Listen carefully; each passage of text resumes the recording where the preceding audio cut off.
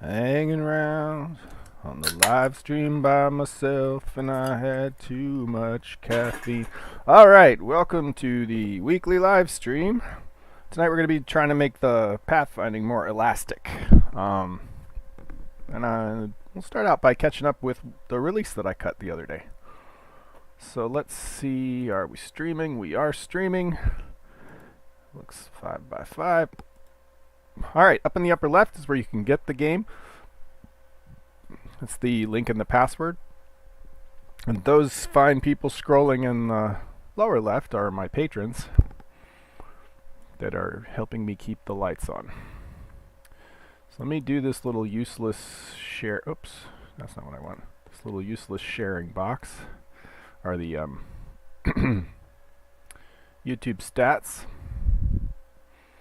which always lie to me, but I don't know. It feels better having it down there. I feel like a real streamer. I need to get the second monitor is what I need to do. Alright, let's minimize that guy. Okay, so if you go to that site that that Mythruna engine test build, it normally, let's see if I can get it to trigger the. Well, it normally comes up with a password, and you enter it in Dragon, and then on this page you could join the Discord, which I highly recommend. There's so far not too many people there, so it's not like it's super busy, but I post a lot of pictures there. Some users post their pictures as well, and everybody there is a Mythruna fan, so it's kind of nice.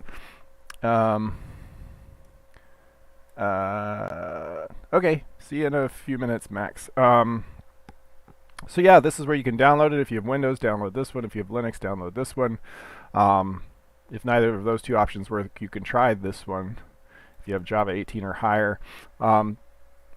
It still apparently has trouble on Macintosh Apple computers. I'd like to get that fixed sometime, because I think it'd be cool if Mythruna ran on a Mac again. It used to. Alright, so if you downloaded that, you end up with a zip like this, and you unzip it, and you end up with a directory like this. So you go in here, and then you run Mythruna client. So we'll give you a brief tour of the game, which I may be able to cut and paste into a tutorial video real quick, but we won't spend too. Whoa, hello. So you can go in here to the settings, into the sound, and you can turn the music down. You can turn the effects down, so you can get everything to a more reasonable level. There we go. There's other things you can configure in here too, but we'll worry about that in the middle, in the game. So let's say we want to make a new game, create a new world, live stream 2025-03-07. And then usually, like, you can pick a random seed. For consistency, I like to use the date, so that if you guys wanted to try the same world, you could, and then you can preview and see what kind of world it's going to be. So it looks like we'll be on a coastline. That'll be kind of neat. And there's no deserts. There's some ice sheets over here. I always do the preview. Eventually there may be some more hints about what's coming and how hard the world will be to play. So let's go ahead and go in. And so now you get these nice little splash screens that come up while it's loading. Oh, puppies!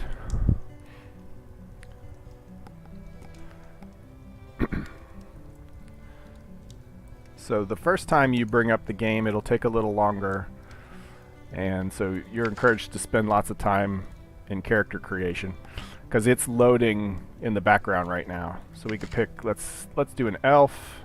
We'll select an elf. You can read all this stuff. Select an elf female, and we'll call her Mara, and maybe we want to set her hair to something blue. We'll give her blue hair. Skin's fine, I guess. So we save and continue. So normally, eventually it'll have like a picture of your character, and maybe before that you get to pick clothes and stuff. That's one of the next things I want to add. Man, that music is driving me nuts. Okay, so then it enters the world, and the first time it's going to spend extra time generating, because it's got to build out all of the nearby cities and towns and caves and so on and so forth. I like this picture. You see a little airship there.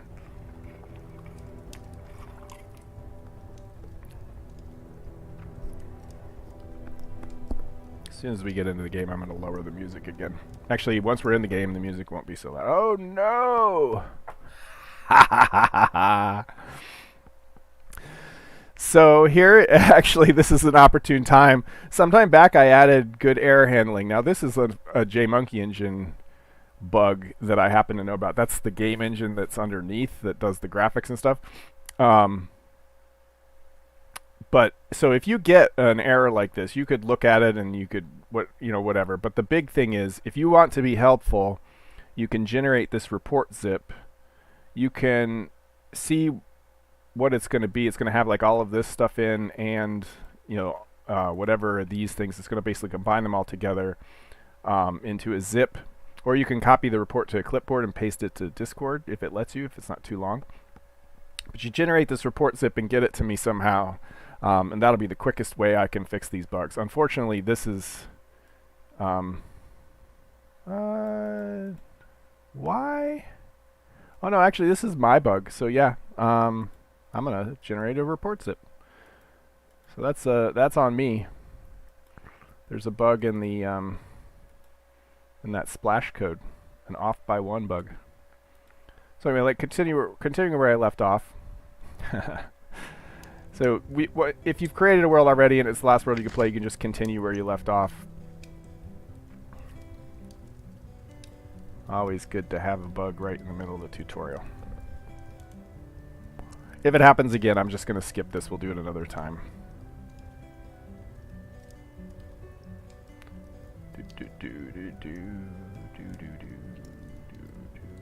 Come on. Come on. You can do it. At least you get something to look at now. Somebody say something in the chat. Hey Ron, how's it going? Okay, so let's select our character again and we'll play. Alright, so hopefully we'll actually get into the world this time. Yep, looks like it. So again, the first time you join a world, a new world, it's going to take a little bit to generate. So this, you're experiencing portal blindness. You see it in the lower left there. This will take a little longer than normal. We can see the world is starting to come in around us, but the portal blindness will stay in effect until basically the world fully loads in. It's kind of your indicator that things are going to be slow. And it's going to be extra slow because I'm on a live stream right now. There we go. Starting to come in. So the brand new world is generating. If I were to rejoin after this, it would not be as long. It's still generating the far terrain. Like if I bring up the map right now with M brings up the map, by the way. You can see it doesn't have any of the terrain. It's still sort of generating the detailed terrain for the far terrain. So in a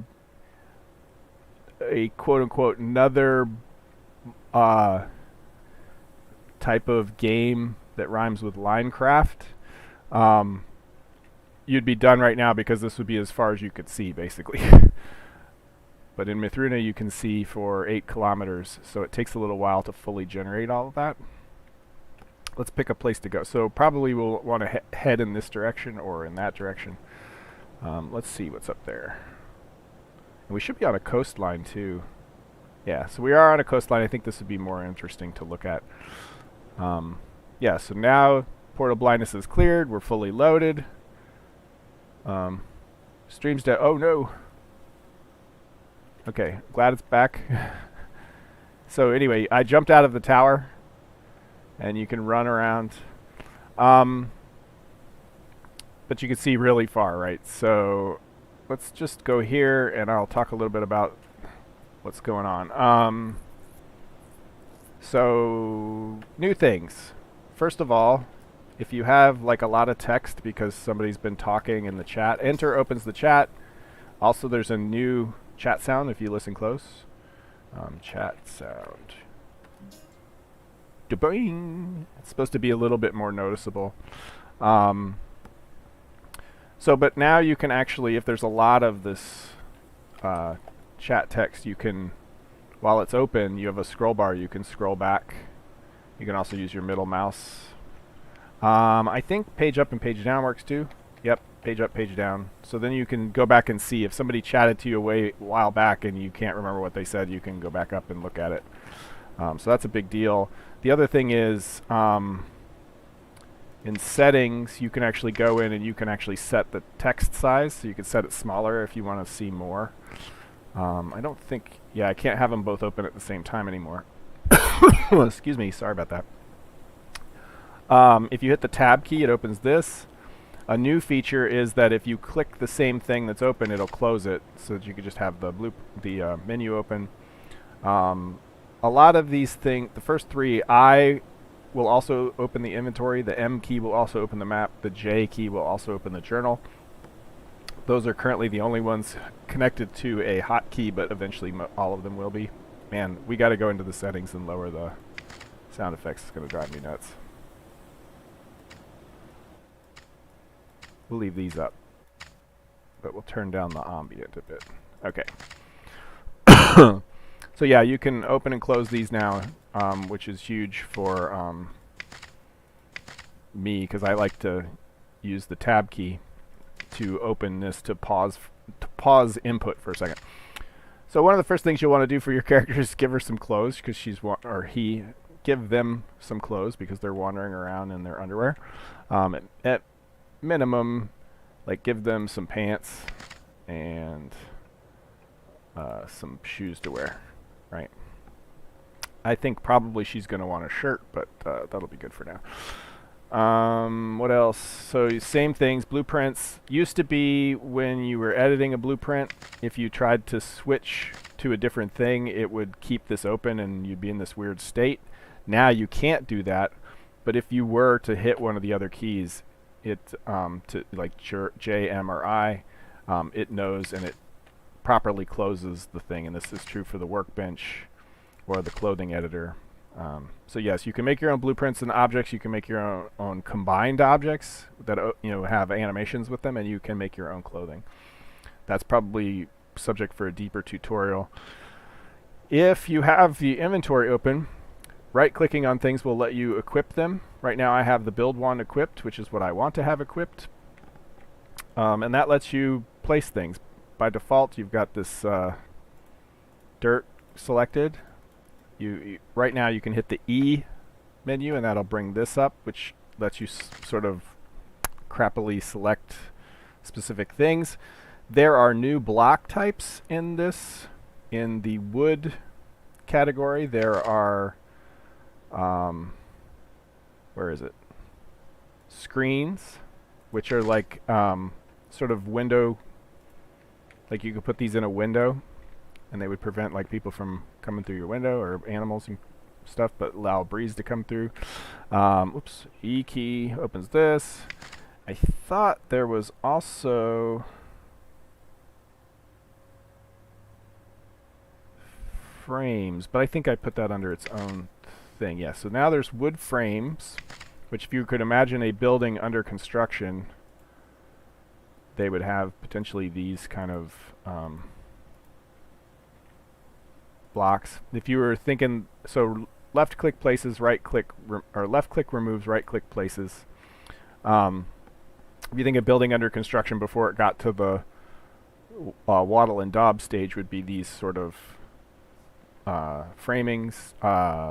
Eventually NPCs will be constructing their own houses, and so it'll be important to have intermediate stages.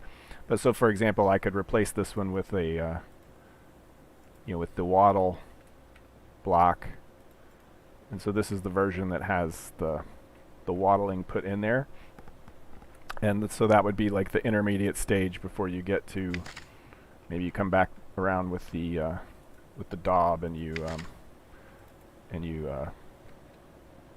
finish it off. So those are the new blocks. There's also new window blocks. If you go to the glass, there's the leaded panel, which is a window, and there is the wooded panel, which is sort of a conventional wooden panes. So those are kind of cool. When you have a block selected, you can see down in the middle what block we have selected, if you roll the mouse wheel, it picks different rotations of that block. I'd like to do some more with that with Control and Shift to get different kinds of rotations through. Oh, thanks. Yeah, the windows are kind of cool. Even they'll be a lot better when specular is fixed so that it doesn't leave these dark traces, but I really liked that glass effect. And when the sun is in the right direction, it's really cool. But anyway, this is the game. That's sort of a brief tutorial.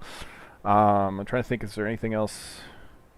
Chat scroll, chat size. Oh, so the other thing is you have this option to go into the hand-drawn mode. So if you hit Control, so you can go through here and you can find the settings, and you can go in here and you can turn it on.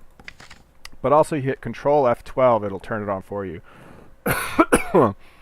And by default, when you're in here, it will have these overlays enabled. So I've turned mine off, but that'll put your little character's name, the world seed, and the location down there, kind of like a signature on their drawing, right? So if you took a screenshot right now, which could be F12 or print screen, it'll snap a pic of this. So some Control F12 will bring it back. Normally when you're playing, when you first bring up the game, you'll have the debug HUD up, and if you hit F9, that turns that on and off. Sorry, I've suddenly got a tickle in my throat. This is also under the user interface. You can enable the HUD and turn it on and off, and there's an overlay for this one as well. When the debug HUD is not on, that's what's showing these coordinates and the seed up there, and you can customize that and you can move it around. If you wanted it on the bottom corner, move it down there, top left to top right, and you can set different fonts. So if you wanted it to be like that, or there's different ones. I like to actually do the what is it? It's 6? No, it's not 7. There's one that's like a that one. I think it's like what orcs would draw, but I think on a map you would use kind of block lettering, and so I like to think of that, like map coordinates would be in kind of as consistent block lettering as you could get. So anyway, there's a bunch of new stuff in this latest release that kind of improves quality of life when you're playing. But yeah, somewhere, so right there on the coast, I think that's what it is. Yeah, so right up here is a town. You can kind of see it off in the distance. And somebody pointed out that in the map, the measure tool is broken. It properly shows meters until you get to a kilometer, and then it's supposed to divide by 1,000. So it's still meters, but it's supposed to be 2.1 kilometers. And anyway, so you can see how far away it is. It's 2,200 meters. And there's markers and lines you can draw if you find stuff you like and property and things you can put down to protect your world. That's all I'm going to go into because we got a ton of stuff. Oh man, it's 20 minutes in. We got a ton of stuff to deal with in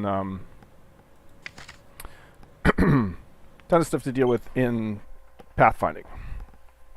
So let's get to that before we go any farther. Okay, yeah, so that's from the failure before. All right. So last week, I don't know if you remember, but where we were is that the pathfinding was getting hung up on the steps. And it occurred to me that this is because, like I was thinking, moving to elastic paths, and I'll explain what elastic paths are in a second. I was thinking that fixing that would fix that. But the reason that it's an issue is because we're not doing steps the correct way. A ground-bound NPC will be stuck to the ground, and the only way they can get up here is to step up, which is if you want to think of it as an animation, it's not it's not like pathfinding, like we're going to raise them in the sky. It's when they get to this, they would step up. There would be some kind of animated motion as part of their movement that would make them go from here to here. The pathfinding doesn't need to really worry about that. We'll follow the path and the NPC will get here and it knows it needs to step up. So that starts to tie in some other collision stuff that I don't want to deal with right now. So we're going to ignore that, and we're going to deal with just the 2D pathfinding that was already working pretty well. And so the other thing was we had the case where, and I'll go ahead and start the tool now because then I can show you what's going on.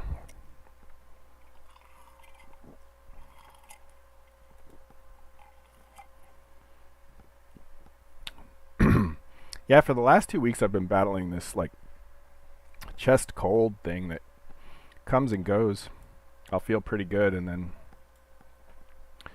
I'll get these periods where I just feel like I have a frog back there that's constantly trying to cause a tickle.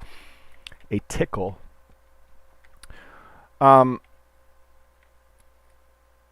So we had the problem of and the NPC not being able to walk through these narrow passages. And it occurred to me that the reason that is because we have her moving around at the idle pose. So she's got this super wide stance. If we bring on the debug stuff, you can see like her feet are maximum spread, her arms are maximum spread. If she had a walk animation, she'd be able to walk through there because the feet narrow and the arms narrow as they're moving through their animations. So that's a problem that deals with itself as well. Like if I was to make a path, like I changed some of the names of these, by the way. So if we make a path back into here, and step, step, step, and we tried to walk there, she's gonna get stuck. Oh well, she might get stuck anyway. There we go. So the fact that she got stuck on that edge right there is one of the things we're going to be working on tonight. So she can't actually fit through there because she's too wide. If she was walking, she wouldn't be too wide because her feet would be together, doing the walk animation. So if we get time, I would like to get to the point where we control the animation based on movement. One of the things I started building out in my own time before the stream, actually just before the stream, was bringing in some proper steering primitives. So just to get her around the world, we can click arrive and we can go like this and she'll walk straight there. So we can start deprecating this pathfinding that we did before and start turning it into real steering primitives. But this is really cool. And I did some cleanup, excuse me, on... See, it automatically cleaned up its thing, and if we did another path to it would automatically clean up the old path, which I used to have to click clean path all the time, and now I don't have to do that. I can just hit path 2 and it'll automatically clean it. So that's kind of cool. Same with arrive, it's just smart. Also, it cleans itself up when you get there. The other thing is, if you had stuff set and I edit the script, used to be it would hang around and I'd have to hit that clean path, but now it automatically cleans up all that stuff when the script reloads. So it's just little quality of life things I tried to get in before the stream started. But the arrive is going to be important to show sort of what I mean by what the probe. So yeah, so when you have a so as review, if you have an NPC that's, this is top down and there's like this in the way and you want them to go over here. Even aside from pathfinding, this is something that they should be able to do. And right now they would try to walk there and then they would slide along the wall weirdly facing directly that, and then they would suddenly start walking fast again. As you know from before, the current Mythruna NPCs have a probe object that sits in front of them. It's just a sphere that sits in front of them, and if it collides with anything, it tries to make the character turn in the opposite direction. And so this kind of creates a smarter walk, because if they came to this, their probe that sits in front of them would hit this wall and they would turn automatically this way because the probe would override where they're trying to steer to, And so they would begin to face and walk this way, which is more natural, until they got around the corner, and then they would turn towards where they're going, and it would be a more natural walk cycle. That's why the current NPCs, even though they have no pathfinding at all, they manage to navigate around pretty well, considering, their wander. We've seen, with just the random wander, a Gayfin or a NPC can almost navigate the maze just walking down paths. So if we get this implemented, that will be a big benefit to our pathfinding stuff. And when I talk about elastic pathfinding, what I mean is, if you have your NPC sitting here and we figured out, okay, they need to walk here, and then they need to go here, and then they need to go here, we would prefer that they use this path as a guideline without having to walk rigidly to it. And so how I've done this in the past is you sort of calculate where they should be on this path. Usually, so if say there was there was something standing in their way right here, maybe a dog was in the way, or that's not a dog, but you get my, so then they had to, their probe made them navigate around it, and now they're standing over here. We would calculate where they are closest to on this path and figure out then what direction should they be walking to get back on the path. And usually what happens is you calculate sort of based on their speed.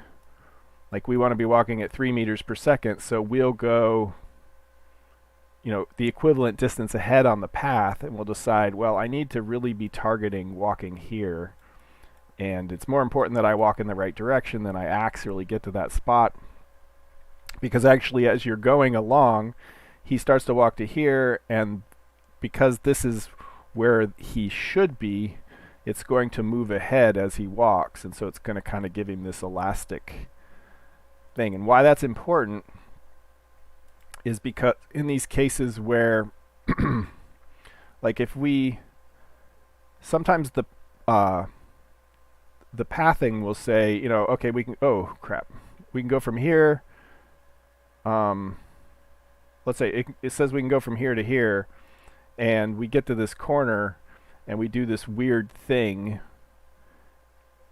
Technically we were following a path, but we would prefer to be more flexible. But the big deal is when you have a bunch of mobs and they're all trying to follow similar paths, they've all calculated that they need to go through this doorway. Every one of them has decided a different place they want to be over here, but this guy has to go through this doorway, and this guy has to go through this doorway, and this guy has to go through this doorway. If you have this sort of elastic pathing, maybe they can fit to a side and they'll figure it out, right? Because this guy is loosely following his path, this guy's loosely following his path, and so on. And so any little obstacles that get in their way, other mobs moving around. I actually have a video of some of this. I linked it in the last live stream video of some prototyping I did a long time ago. So tricky parts of this are based on where the player is, calculating where the closest point on the path is, because here we might be the same distance from here and here. It's possible. Normally you would, if you were down here, you wouldn't even want to consider this, because you really only want to consider this range maybe.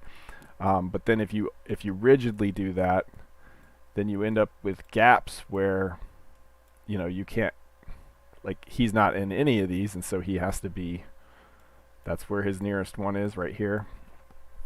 So there's a little bit of slop.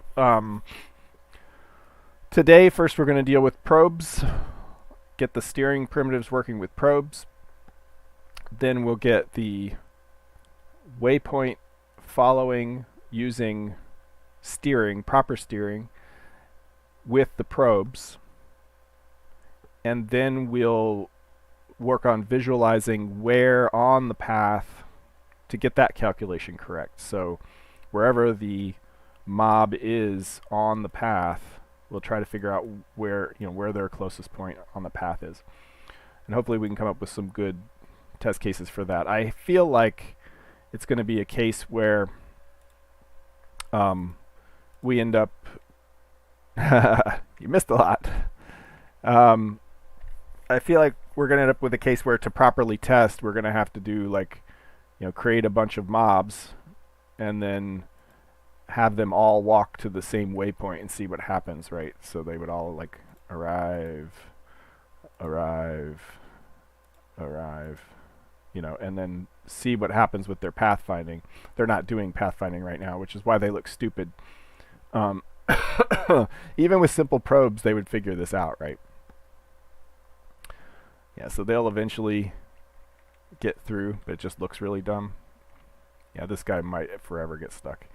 At any rate, we're going to delete most of these guys anyway. Yeah, so... Oh. Yeah, because that didn't clean that up. But this would. So anyway, that's where we are. That's where we're going to head, and we got a lot to do. So we've got basic arrive primitive, and that's more or less built on what we had before. I copied and pasted some stuff over from Mythruna, which had existing arrive behaviors. So this basically takes... I added this sort of main steering, which is what the NPC is trying to accomplish. He's trying to go to a particular waypoint or arrive at a particular location. This is an arrival steering behavior, which means that as it gets closer to that, it's going to slow down. But it's a lot of the same math we did before, where I calculated the left axis, the direction axis, and so on, and figured out dot products, and based on that, I figure out what the movement should be. Whereas before we had acceleration and turn. Here we pass in a 3D vector, so x, y, z, and we treat it kind of like joystick inputs. So you can have a negative x, positive x value. That's how fast you should be turning left and right, kind of like a joystick. You have the z value, which says how fast you should be moving forward and back, and so on. And so you fill this in, and then the caller can do something with that. And so down here we have where we update the body. If we're not tracking waypoints using the old code, I still want to be able to show waypoints for basically what I just talked about. And if we were doing the new steering and there's a steering primitive in effect, we will calculate the steering and we'll get that joystick movement. And then based on that joystick movement, if it's got any movement at all, we'll do all that turn rate stuff we did before, where we'll turn left or right based on the x, and we'll go forward or back based on the z, and that's basically cut and pasted from last time. So what we'll do first is set up the probes, which I've already brought over the code to set up near contact avoidance and probe contact avoidance. So we'll set those up, and those will be additional steering input that we can factor into what our primary steering wants us to do. And I may look at the Mythruna code to figure out what that is. But first we'll get the probe set up with some debug shapes. So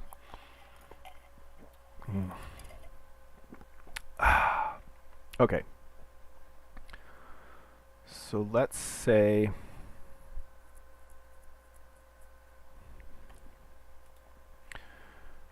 the probe will be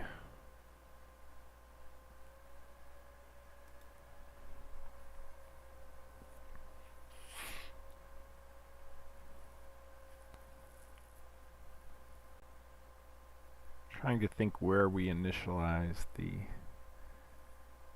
agent. So we'll have this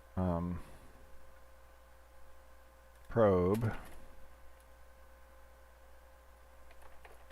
which will be the things we want to avoid.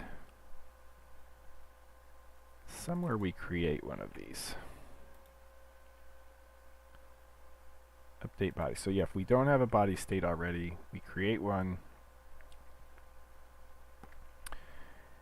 And it's here that will create the probe. So state.probe equals, just going to steal this. Have you guys all had a productive week? Done anything cool creatively or played any cool games?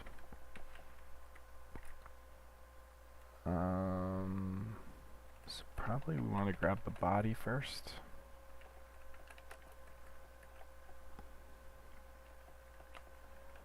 So the body, what offset do we want to use? What did I use for Mythruna?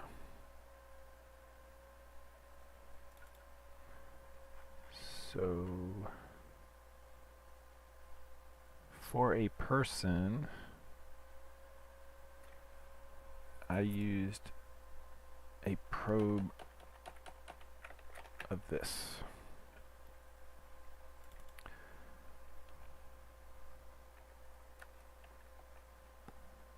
So new,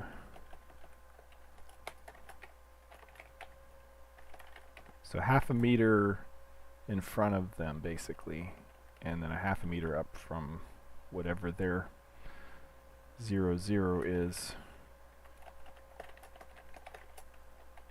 Okay, so that should be okay. And I'm going to have to delete the body and recreate it just to see if I've screwed something up. Nope. Okay. And so one of the other things we'll want to do is create some debug stuff. And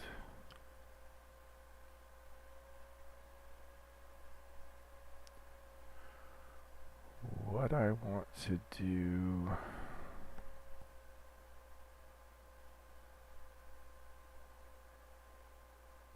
I want to keep track of the probe entity. And if, right, so yeah, we'll create that when we, so I want like a visual for the probe so we can see it, right? And I'm trying to find some code I can steal because it's easier than trying to remember it while I'm on a live stream. I think all of my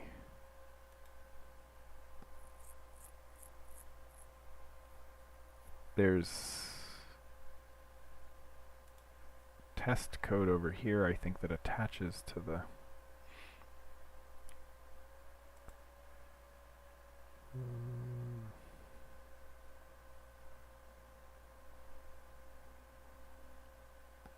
creating the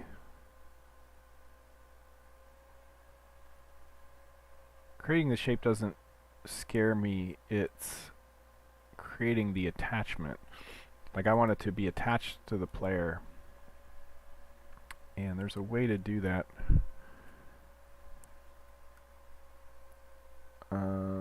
Attachment attached to. And I think that should have an offset. Should be kind of perfect, actually.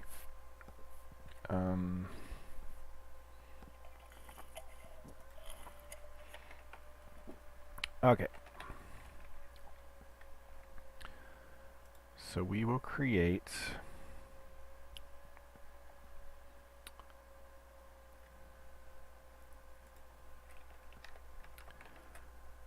state probe entity. Let's just put this here for a second because I've got to steal some other.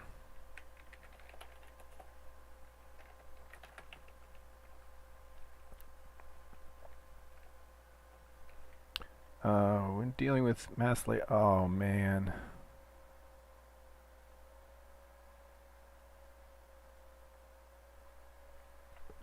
That's awful. I feel for you. Yeah. It's a mess right now.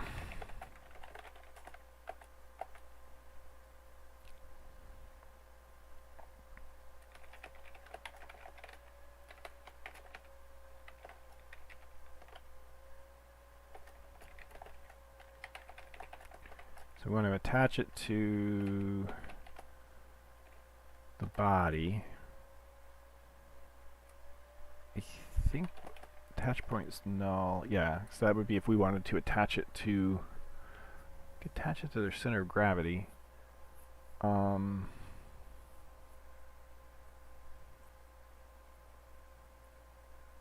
center of mass. I can't remember whether I call it center of gravity or center of mass.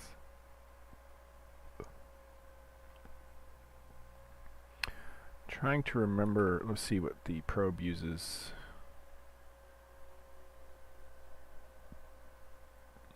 Oh, it doesn't.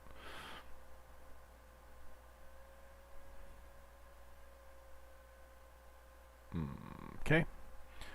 Let's see if we can do center of mass.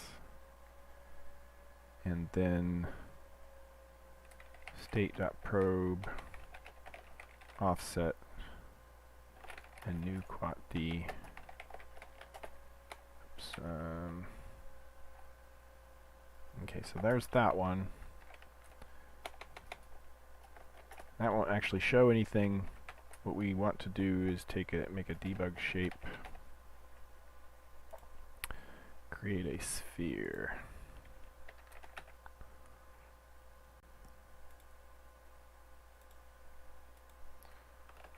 And hope for the best. I think I've just been using, so we want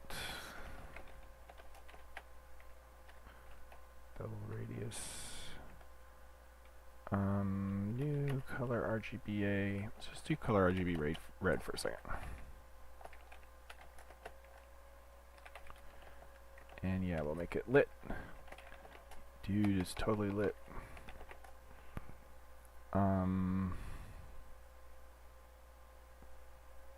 I think that's all I need.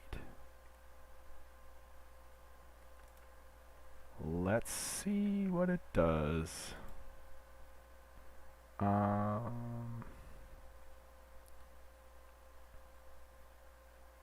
Oh, duh. State probe entity. Oh, look at that. Hey, check it out. All right. I think that's even accurate. Yeah, because the center of mass of the player's way down here for some reason.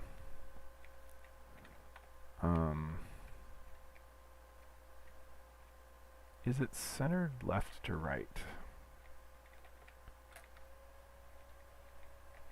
Yes, more or less.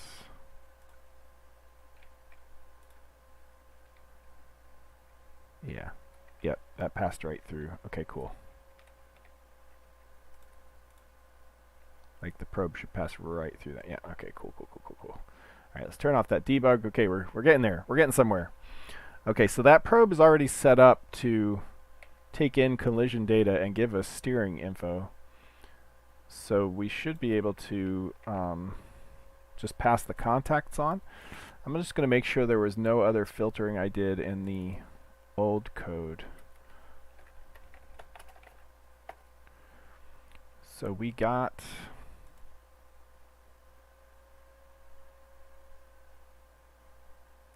ear contact steering was the only thing we filtered.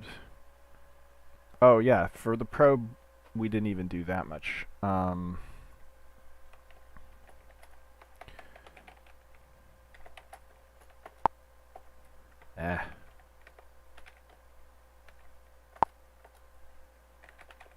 Oops.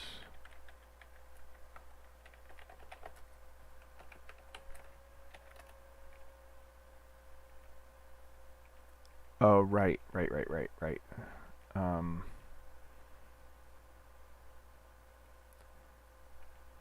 We tell the probe, yeah, so if the probe is not equal to null,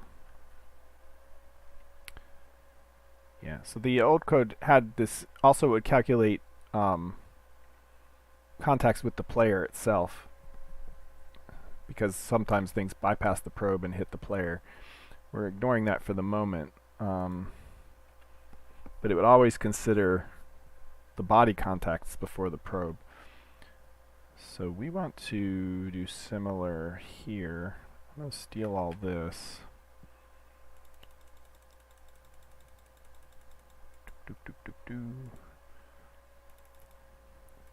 Okay. So all that's good. So if we're doing the new steering, we'll calculate what main steering wants to do.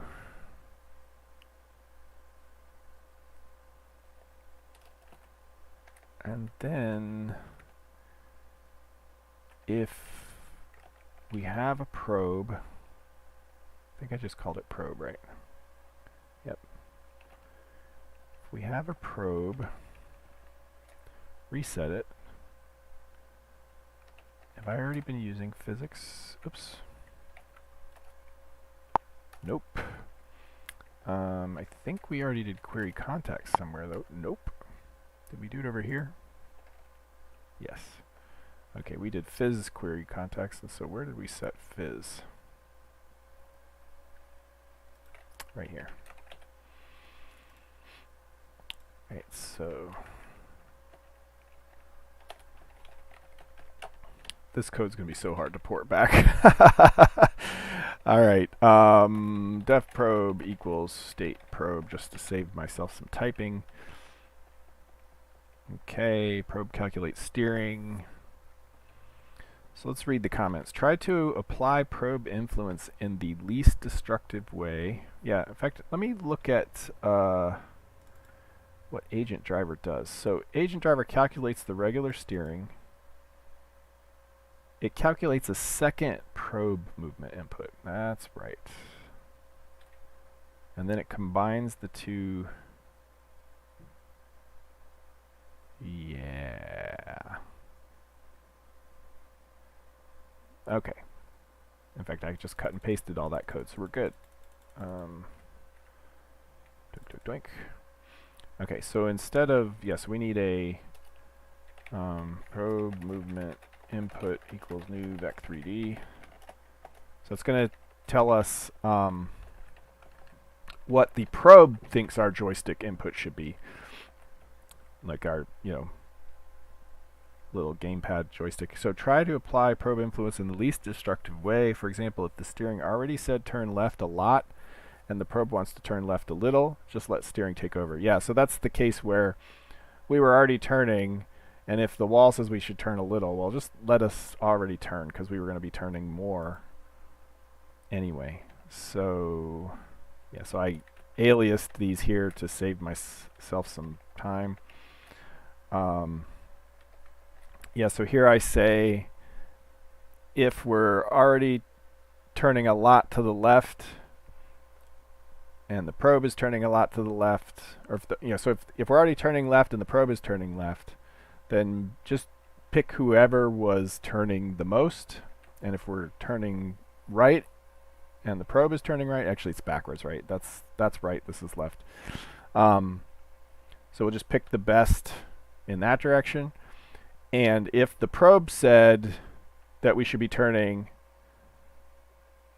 then it's either telling us to turn in the opposite direction of the steering, or the steering said don't turn at all, right?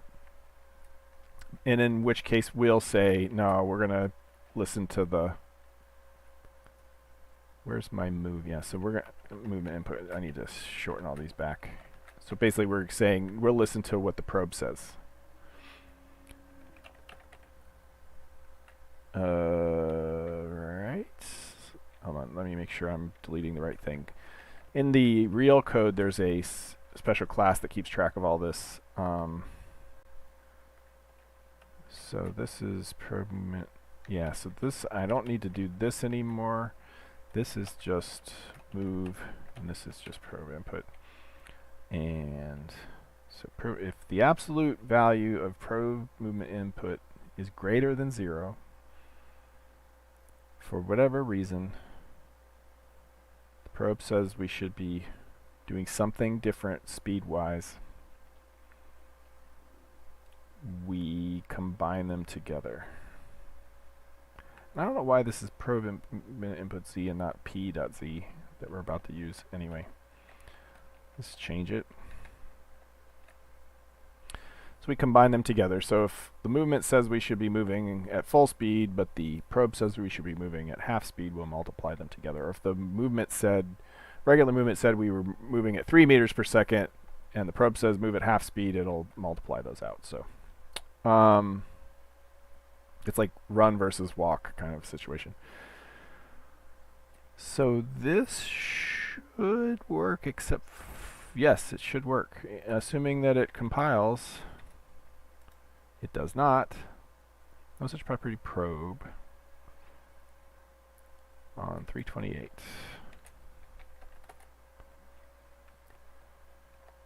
Probe reset.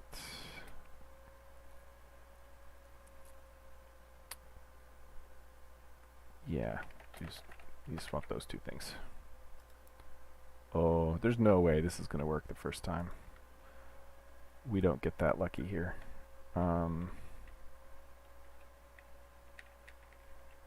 Okay, let me just see what's going to happen if I go like this.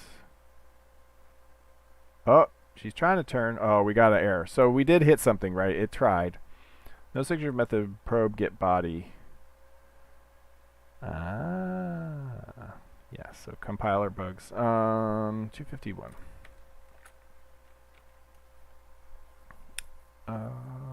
Sure, that's right. Because we just have body directly, yes. These were inner classes of a driver, so they had... Alright, let's try again. So let's try to arrive just around the corner. Nope. Hey, we're at least seeing that it's working. I mean, trying to work. So, no such property target. That's probably true because I changed the name and I didn't change it everywhere. Line 209. Yeah, called it move.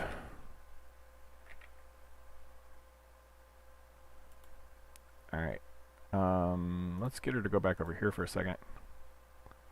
Or even better up here. Okay, so normally we would have problems just going around the corner. Let's see. Oh! Still bugs.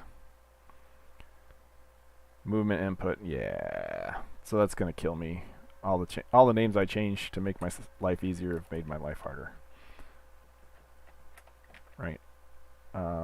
Let's just look for any other movement input that might be around. Okay, we're good there.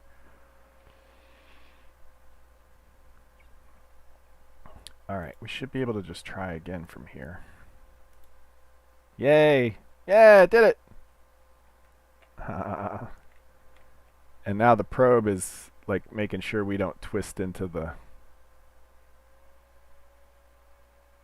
But nothing resets her yaw, so she still thinks she's supposed to be facing in a different direction.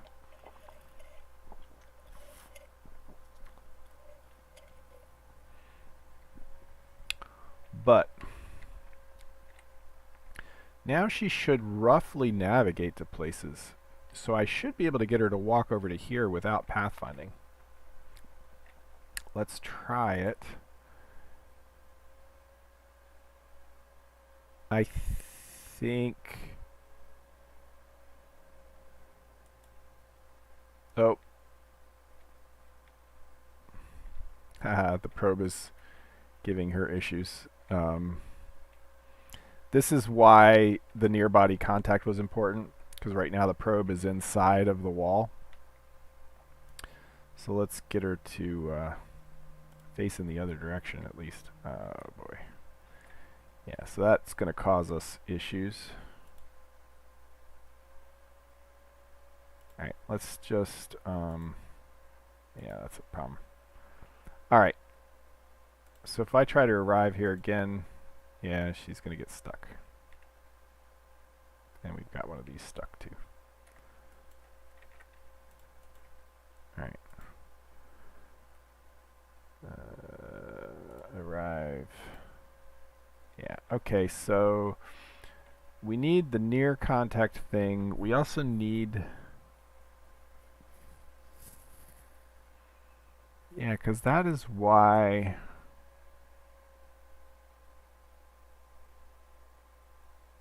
I think that's why the Mythruna NPCs don't get stuck, is because they have the near contact thing as well.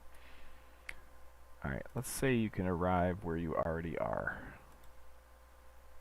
Or near where you already are. We'll just delete you. Okay. So let's set up the near. That is going to be contact avoidance.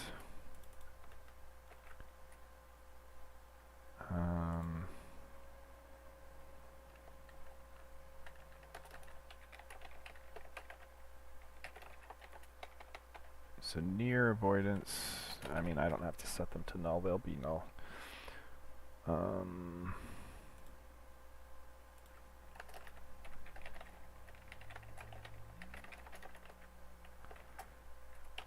So new contact avoidance, we want just the body.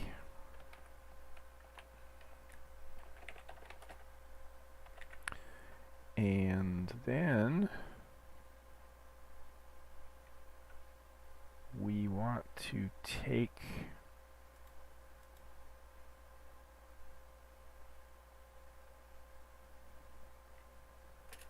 to be there, and let me just steal the code back from over here. So if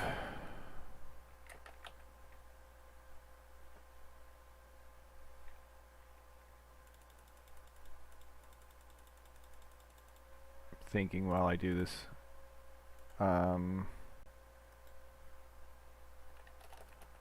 okay.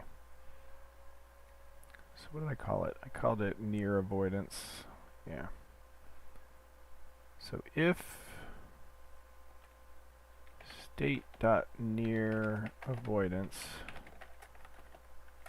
and we'll move our probe movement input up higher so we have that defined.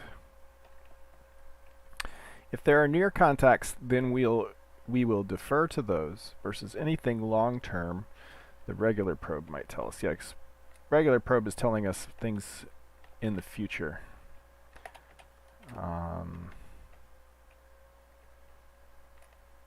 So similar deal. Pick turning, merge turning.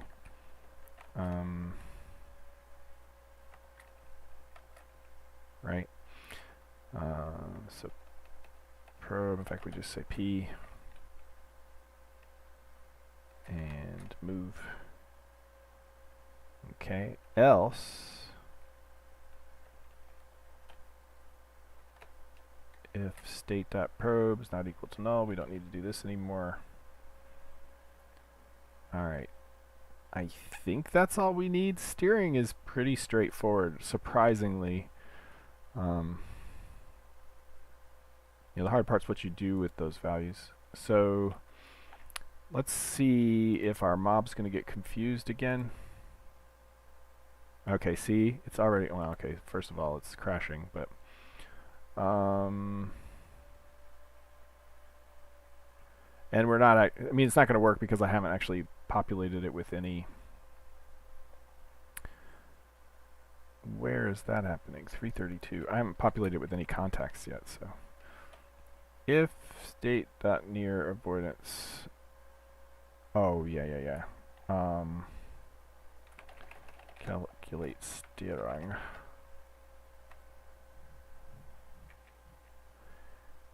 Okay, it doesn't like that.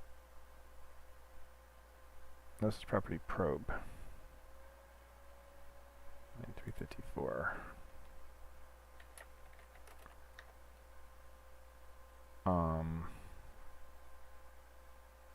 I moved... I got rid of the probe? Yeah, I did.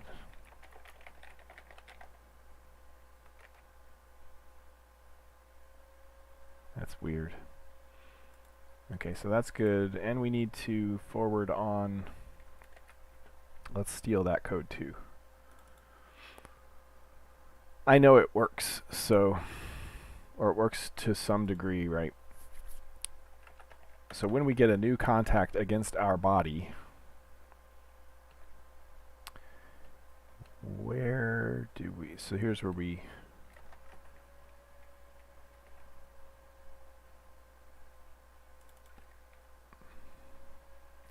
So when we get a new contact against our body,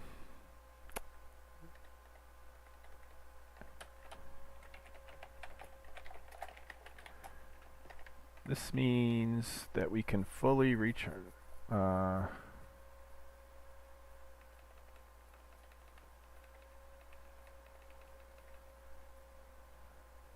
Okay, so we reset the contact friction. That's interesting.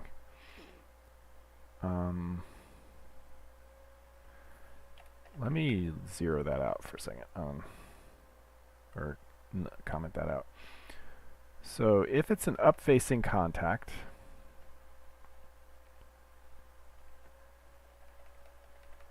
up threshold is something I'm going to need to copy too then.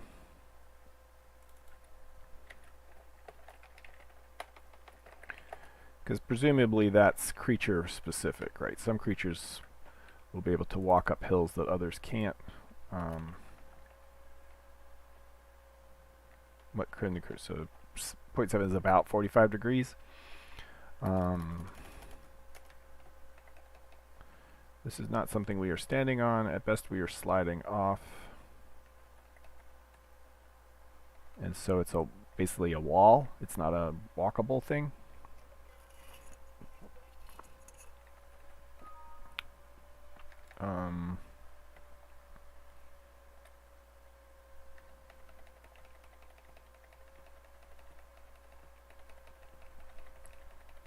I'm going to move this over and then reread it for you all.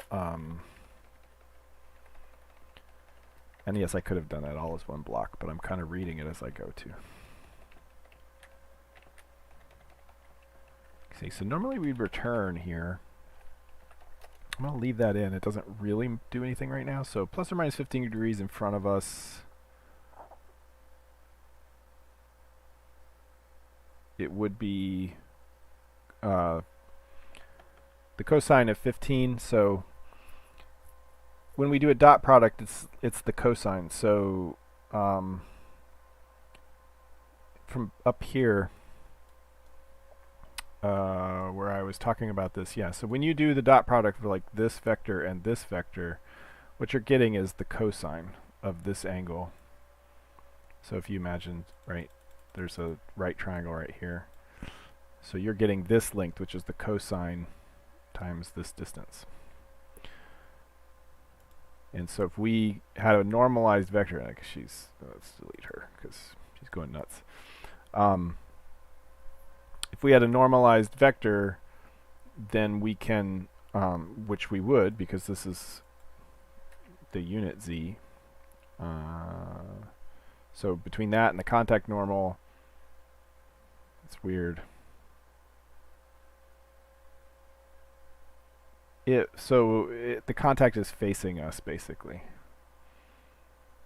It's actually not right. Yeah, so I do all these calculations and then I say it's all BS.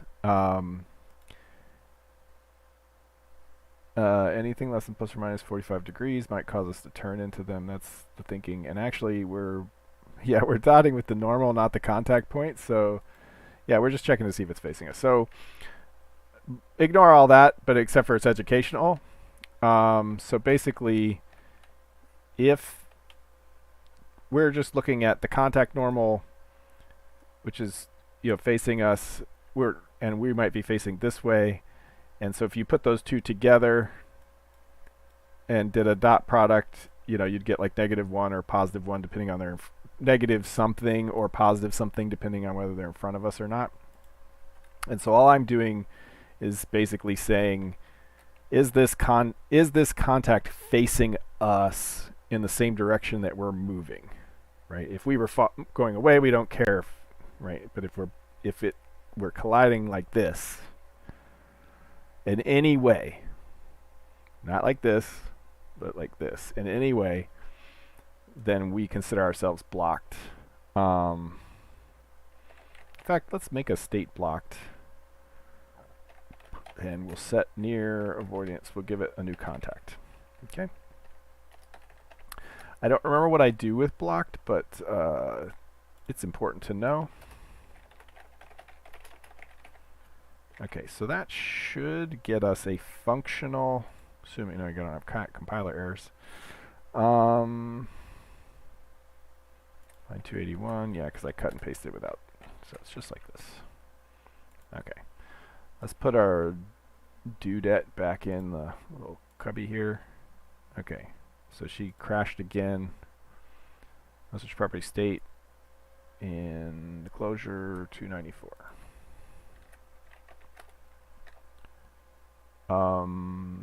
That is true.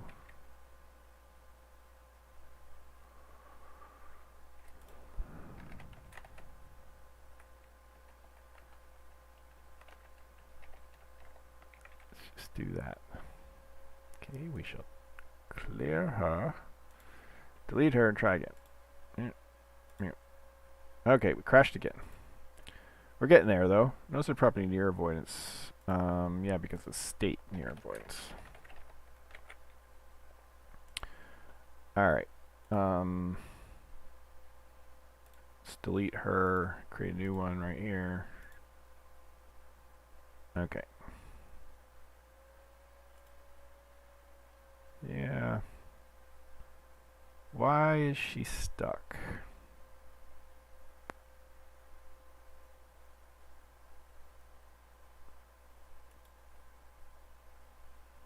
And if I try to get her to arrive over here, she's not even going to turn.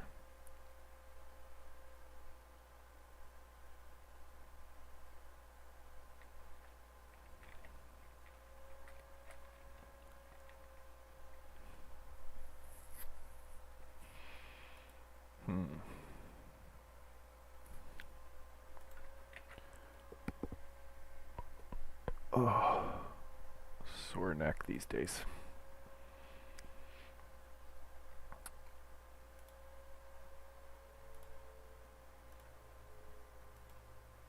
Okay, so let's put her out here and see what she'll do if I try to walk over here. Yeah, she didn't turn fast enough. So now she's stuck. Stuck again. Yeah, there's something definitely wrong with this steering. So let's delete her and go back and look at how Mythruna did it, because Mythruna mobs did not get stuck like that. Alright, so why didn't we?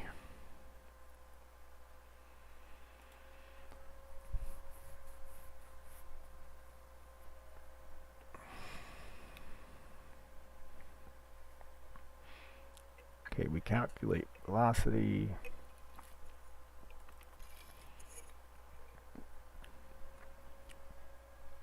We calculate steering, which is what we're doing.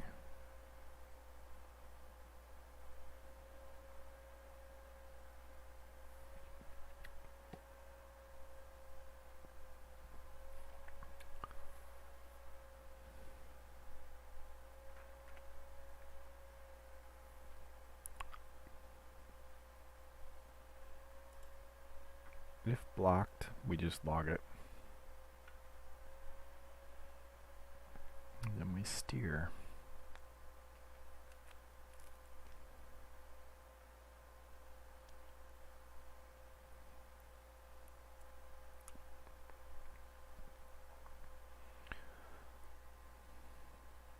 Maybe Mythruna characters would get stuck in the same situation.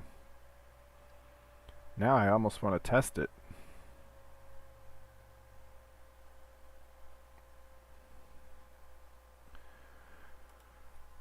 But maybe we'll figure out how we avoid it here.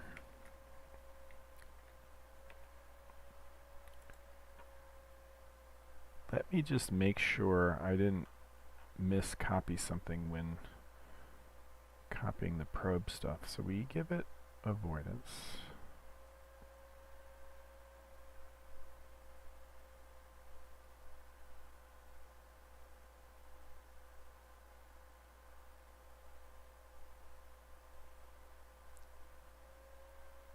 Do I call reset?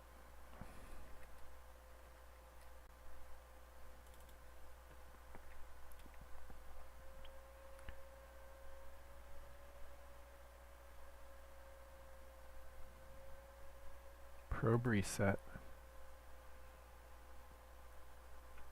I don't think I ever reset that though.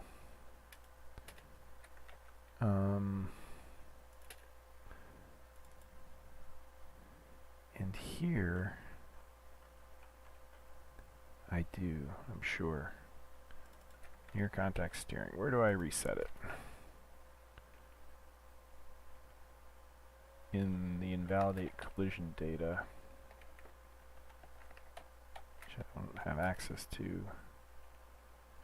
I do that at the end of the loop. Okay. That's because we want to get the contacts from the next frame. So down here at the bottom,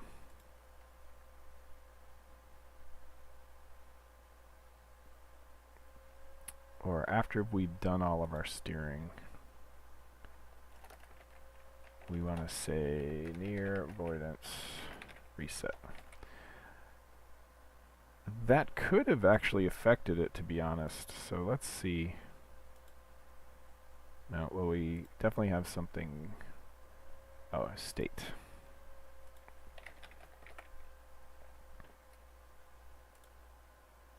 Okay, so she's going nuts. Let's try again. Let's try putting her a little further back.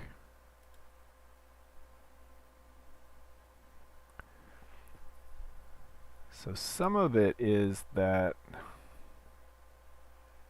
she's left to her own devices.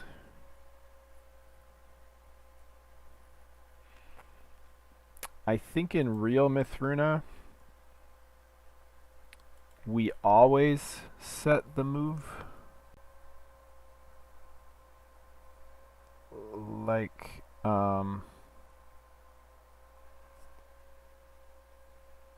so, yeah.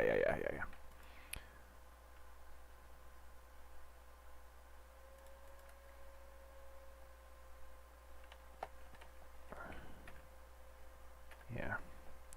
I don't think we check to see. We just always set it to something. And that keeps her from rotating around. So let's try it again. Okay, I'd set her too close. Yeah, so she settles in on something immediately, other than when her probe is inside the wall, which we're going to need a way to detect, I think. But let's get her to come over here. Okay, so that worked. Arrive over here. She gonna get cut in the corner? Nope, she went around the corner. Okay, so that's all working like it's supposed to. But now if I had her try to go over here, she's gonna get stuck, I bet. Oh, the other thing is Mythruna is using forces, where she's using straight velocity. You know, it's funny, she will get there. Oh, no, maybe not. It's funnier if her probe was a little bigger, she'd get there.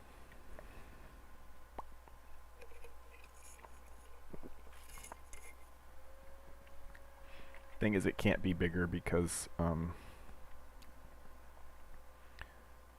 she wouldn't be able to fit through stuff. I mean, she already can't, but so we can just come like this.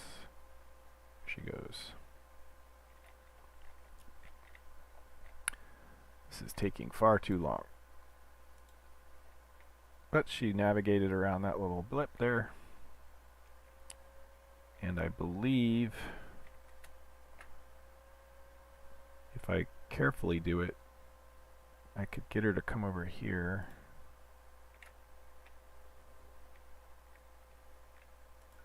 Like she'll navigate around that corner.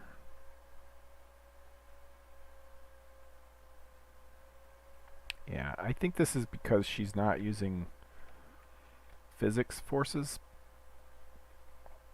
She's just setting the velocity directly. So there's no... The world is not allowed to feed back into her velocity. So it's like she's got a jetpack on. And that's why she's so rigidly... Nothing can push her back. So maybe we need to change how we're applying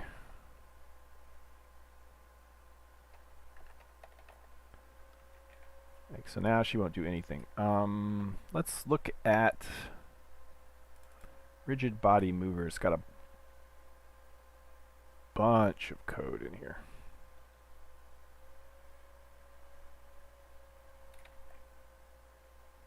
But I think we can delete most of it. So let's cut and paste it over. So this is the force stuff.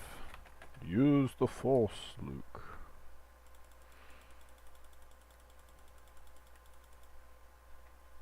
Use the force, Mythruna girl.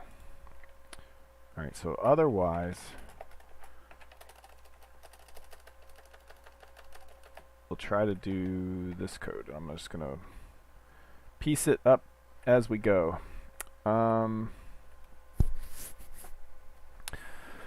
So...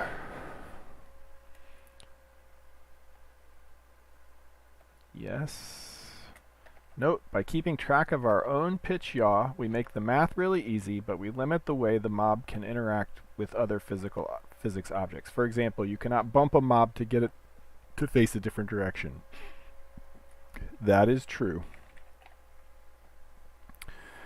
And let me copy over the yaw speed and other things. Whoops. Oh, it's right. It's in the rigid body mover. Yaw speed. Ah, okay. I did the similar...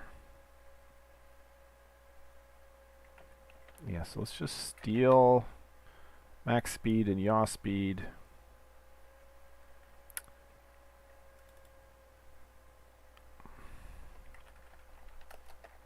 And I'll remember to take the extra stuff out. Don't need pitch. There we go. Max speed. Okay, so move.x times yaw speed times step. Yep. Okay. Yep. So by forcing the yaw. Oh yeah, we don't have wrap. We don't need to do pitch. That's for the flying things. Let me steal the wrap function here.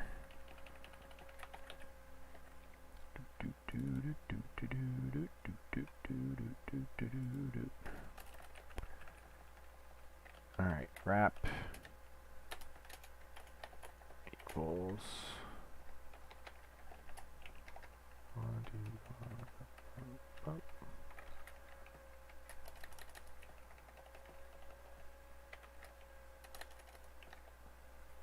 Okay. Where were we? Way the hell down here. Right there. Okay, so yes. Wrap the yaw.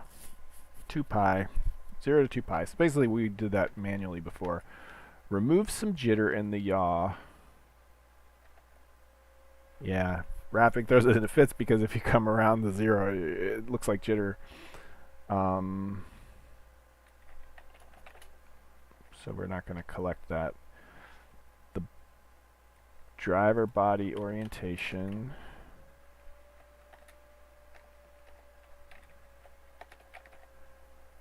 Set the rotational velocity to 0, 0, 0, so we don't ever turn from, except for when we set it. Pitch is 0. Average yaw is state.yaw. Figure out the velocity change necessary. Yeah. This is where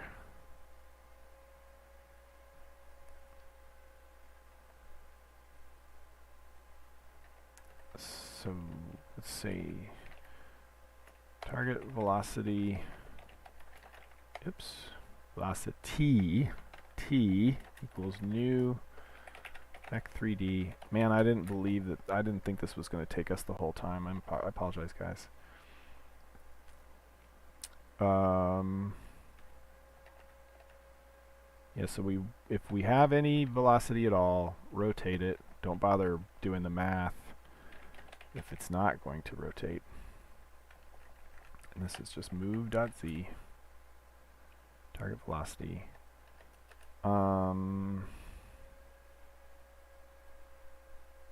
And force, we can say force equals target velocity subtract actual velocity.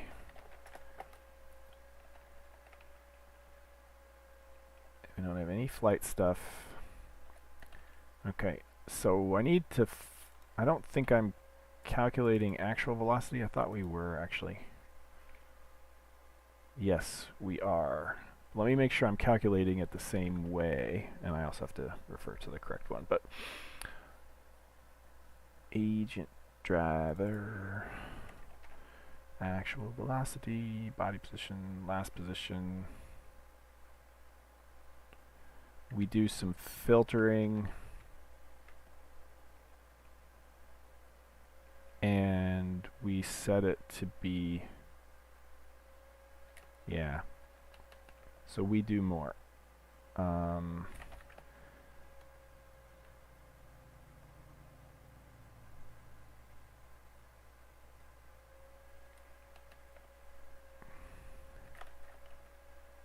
Yeah, and we don't have a ground velocity because nothing's moving right now. Okay, so and then so if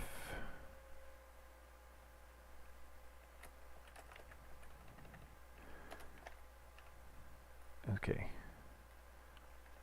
state actual velocity subtract last position.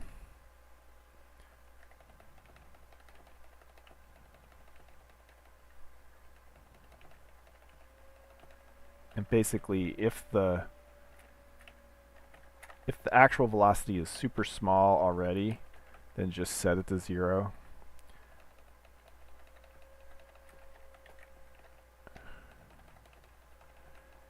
And if we don't have a step, which means that physics is basically sending us 0 as a frame step size, then we'll just set it directly to the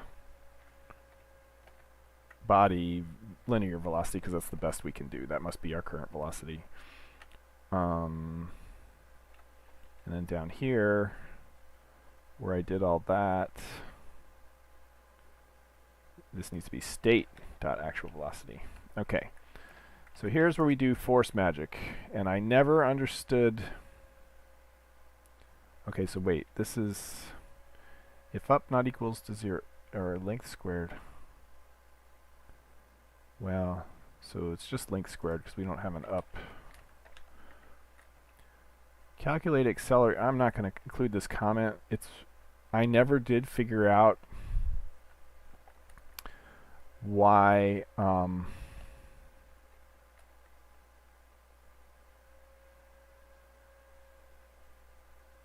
I never did figure out the math for this. Like, I don't know.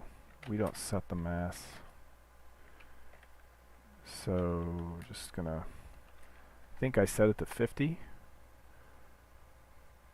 We can look. Where do I create the...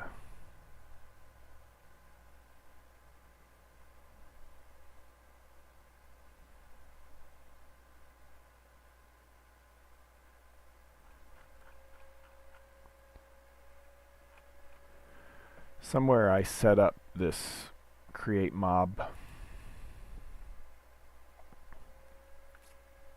And I don't remember where.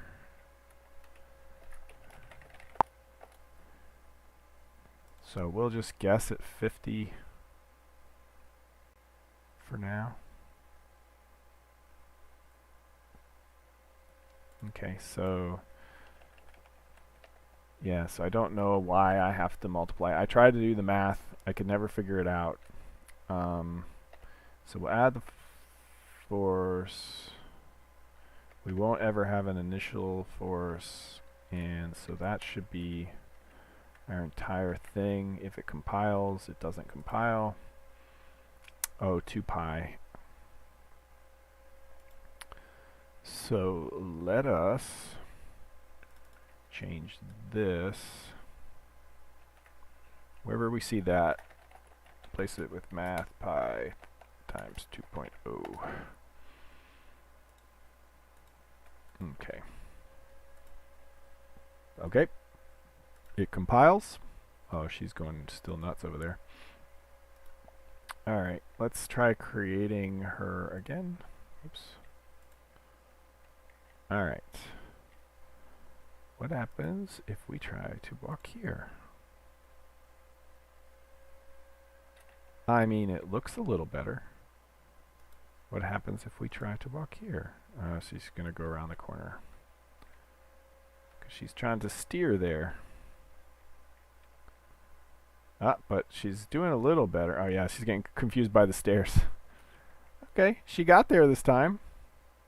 That's not bad. And it's again, this isn't supposed to do any pathfinding. It just does a little bit. Because if we're in here and we try to arrive down here, she's going to pathfind there just by nature of sliding along the wall. So that part's working. So if we tried to arrive over here, she should snake between. Yeah, so see, she goes around that corner. She goes around that corner, and see, it looks smart, but it's not smart, right? So, thank goodness, all that. So that's working. But I think she still gets confused if we put her oh, no, check it out. That is awesome. Okay, so that was the magic sauce to get her out of the hole. Nice. Okay. When in doubt, copy the working code from Mythruna. Why didn't I think of that? Okay, so that's pretty cool. Yeah, so if we arrive here, what's going to happen? Is she going to get stuck in the corner? Nope, she'll come around. Doop, doop, doop. Walk right around the corner. Look at that.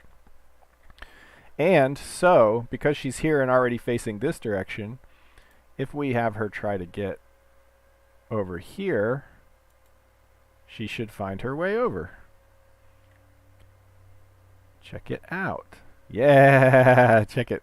So that's not even with pathfinding, right? That's just her being a smart navigator just in her local space. So she might even still be able to get down here. Nope, she's going to get stuck. So see, she's not smart about it. Oh, she made it anyway. So I'm going to tell a story. between so a quick story, right? A quick story is going to get long, right? So just so you know, I have a pool in my backyard. When we bought the house, so it's not a great pool. It's not in great shape, and I think that's why we got the house cheap. Anyway, back in 1999 when we bought it, it used to have patio between, concrete patio between the wooden deck at the back of the house and all the way to the pool. And we ripped all that up and replaced it with just a 3-foot band of concrete around the pool. But that left us with all this grassy area, and I wanted to put these paving stones in. So making 2 paths of paving stones. The first one, I kind of know what I'm doing, but I had never done it before. So I dug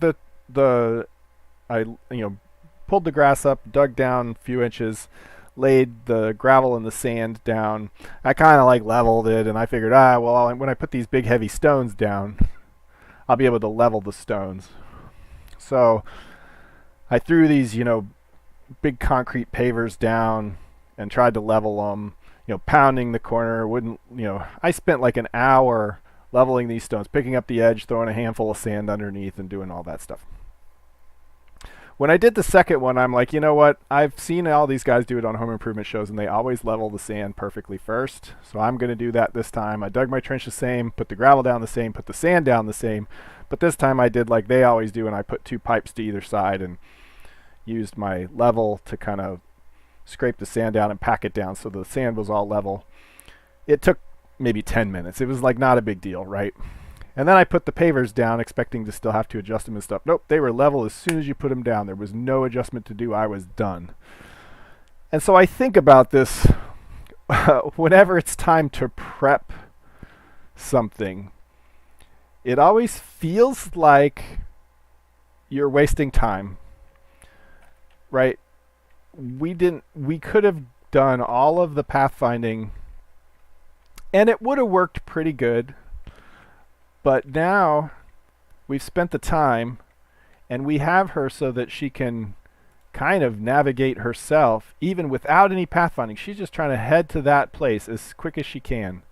And already she's pretty good at navigating around the map with no intelligence at all, which means that whatever intelligence we add already has that smooth sand foundation to work on. And it's going to be that much easier, right? I think she'll even go to the direct other side of this wall. Okay, she's going to... she might do it. Yep. Oh, come on, you can do it. Come on, Mythruna girl. Oh, she got confused. Yeah, so she's going to get in this loop. Is she going to do it this time? She's going to do it this time. So she didn't do it intelligently, right? But she did it. And so... she'll never get here because she can't actually get close enough to the wall. But that's okay because normally she'd have stopped by now. But look, she's walking around this whole way. She's gonna end up coming back to it. So, and again, it's in video games. It's also important that the adage. The mobs don't have to be smart, they just have to look smart.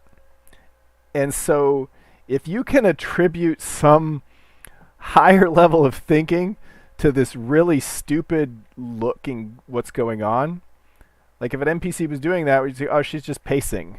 And she eventually made it, right? She figured it out without figuring out anything.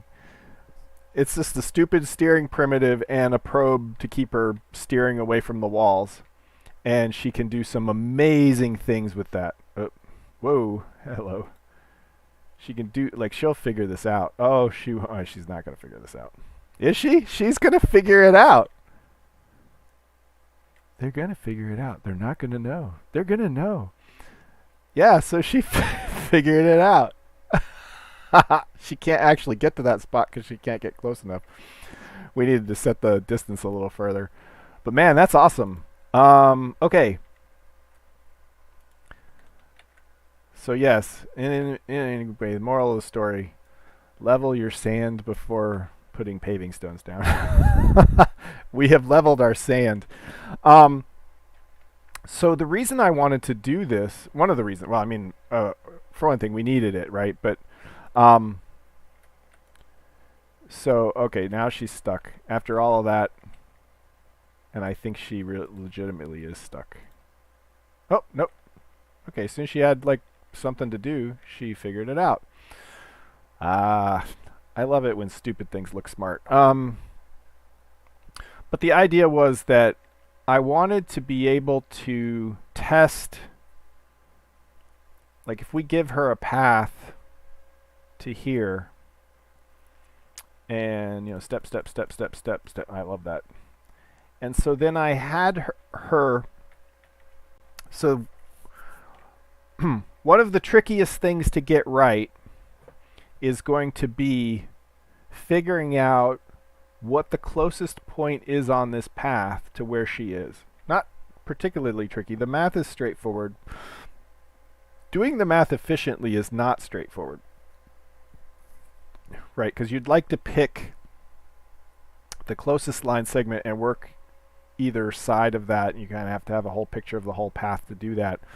Or you can do it the dumb way and you start at the beginning of the path and you check each segment, and when they start getting and you can't even wait. So that's the thing. You can't wait till you get farther away either, because this path could loop back on itself and get closer to her anyway. So you don't want that answer. So it becomes a issue of, it's not a pure math solution. You have to take into account that you only want to go forward, that if you've found the closest place to near where you already were on the path, that's probably a better answer than finding the end, because if this path really did come all the way back around to here, that means there's a wall in the way, because we otherwise would have picked a path this way. Do you get what I'm saying? So the math solution itself is relatively straightforward. You tell the closest distance between each of these line segments, and you pick that, and that'll tell you which point on that line segment you're at, whether it's an end point or somewhere in the middle. But we have to be a little smarter than that. So anyway, I wanted to set this up because we can do the math and we can visualize where we think she's closest to. And so if I had a path set up here, then I could have her walk around to different places. She's going to take a while to get there, but I could have her walk around to different places, and then it would constantly be showing us where she is in relation to that path, right? So here I could see, oh, is it finding this location or some other location? And we could just have her constantly showing this. So that's what we'll work on next, is like, we have a path. Where are we on that path? That's the primitive for everything we would want to do after. And we've only got 20 minutes, so that may be just a decent visualization.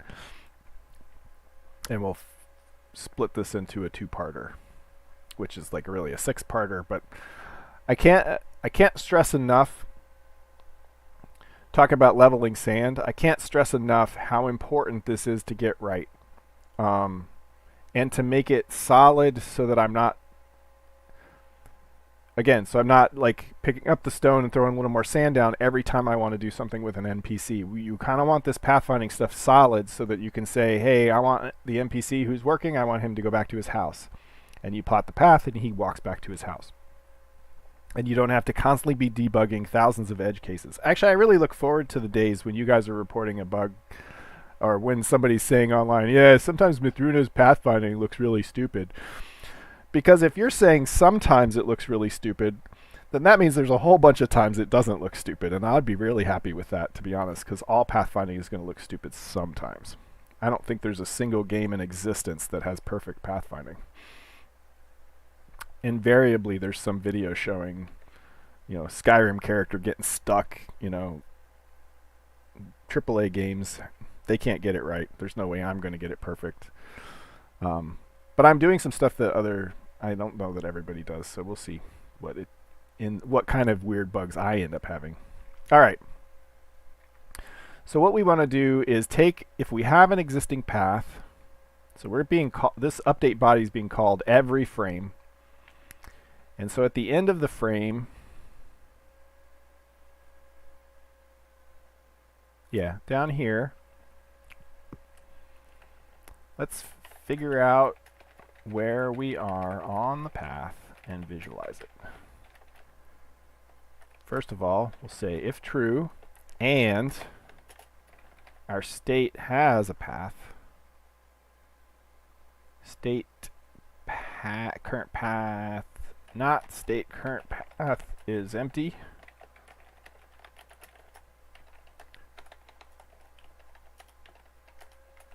Then let's make sure that we're really where we are. Visualize it. And so, yeah, so it cleared our path. We got to set it up again. Step. Okay, so yep. Okay, so it's trying to visualize it. That's what we wanted to see. So we'll clear that out. Okay. All right. Man, I'm really excited to have that walking. Even though Mythruna was already doing that, but I'm really excited to have it working in here with a different set of primitives.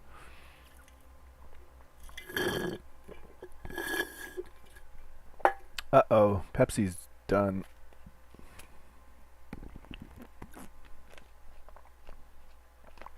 Now we're on water. Okay. So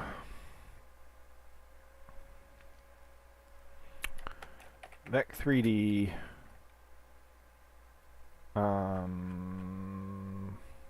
what we want to do is set up a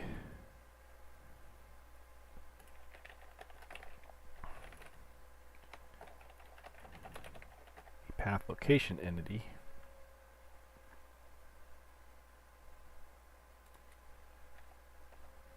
So nearest calculate nearest location state current path. Body location driver just in case. And then yeah, we'll say I didn't copy the I cleared my buffer.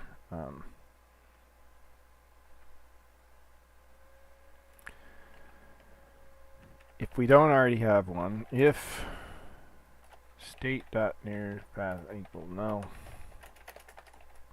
Did I already grab ed somewhere? I think I gotta grab it again. Let's grab it again.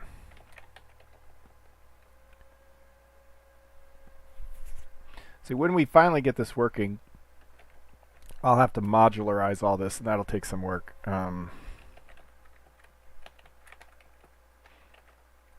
Okay, so state path entity equals ed create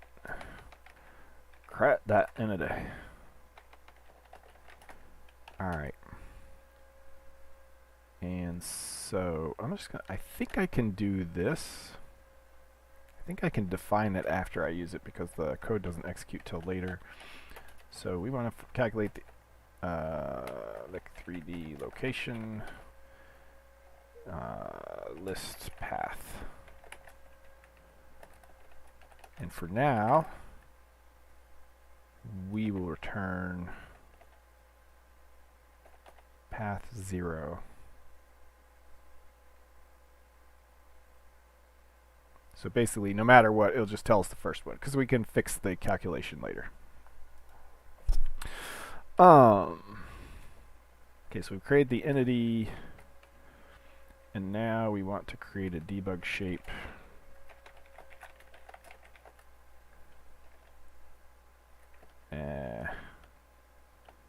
Except we don't want to use, yeah, I think I need to look at the helpers.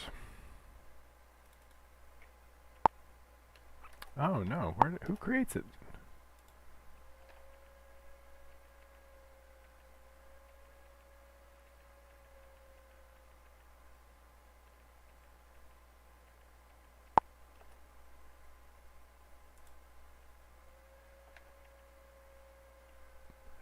Somebody must create that helper method. Anyway, we're not going to use it. I thought for sure it would be in the system helpers. Yeah, I thought for sure it was in here. One of these two. No matter. There's another place I create my own. And so we just need to copy that. I don't need all of this, but I'm going to steal it for a second. Okay, so I'm just trying to get the location right. So we've got an entity. If we created it, then I'm going to also add it to the cleanup entities.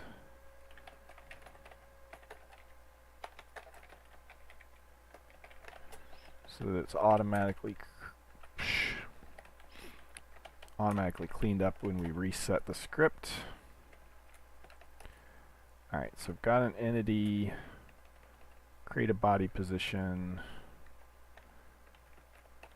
set its location to just location.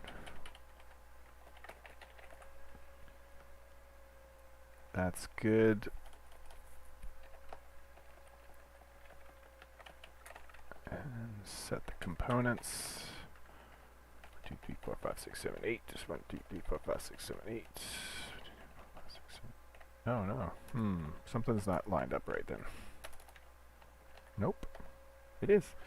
Okay, so we don't want that. We want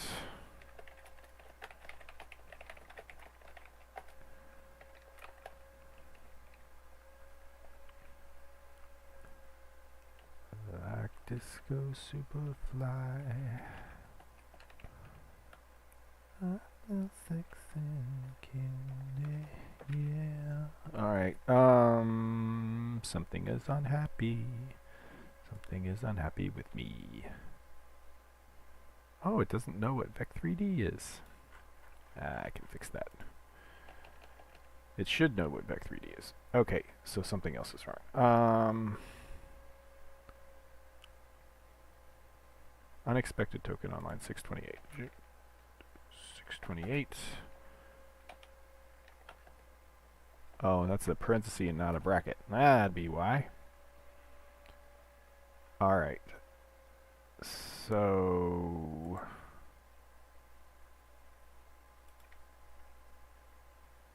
we actually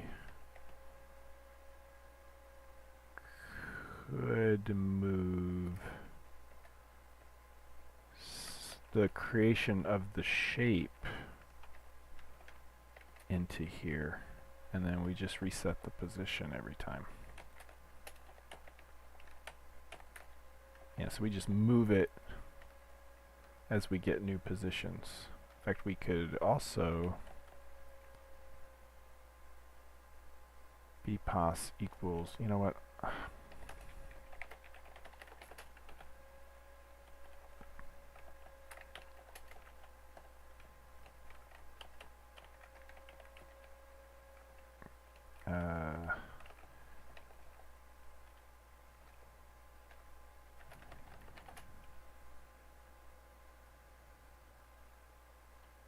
Then I can just start saying entity, and we can say entity body position. Oh, I don't think I can do that.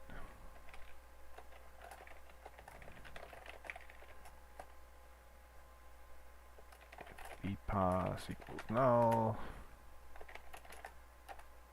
bpos equals new body position. I think that works.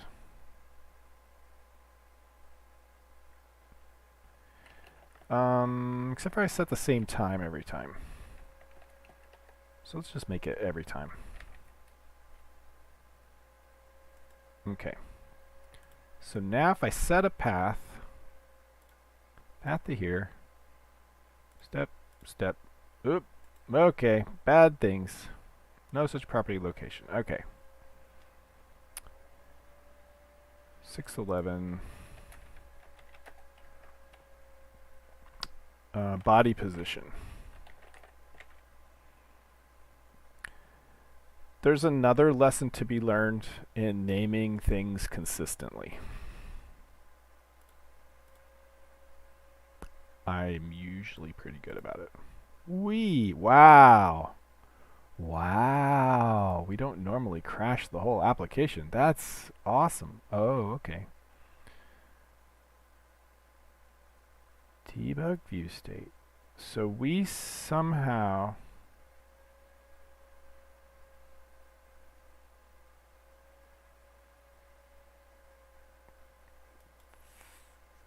ended up with a bad entity,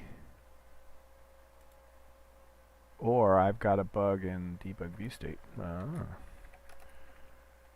Parent node attach. We don't have a parent node yet when we set the shape.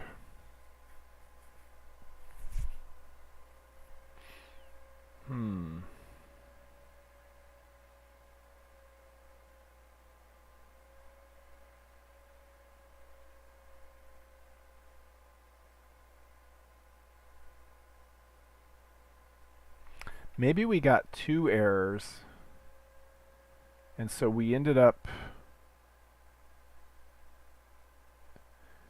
I bet that's what it is. So we should be able to handle this, but if parent node... This could lead to different kinds of problems, but at least it'll get past the MPE. And we're going to want a similar thing down here. I think that's the only place. Basically, we didn't have a parent node to attach it to because it didn't have a position yet.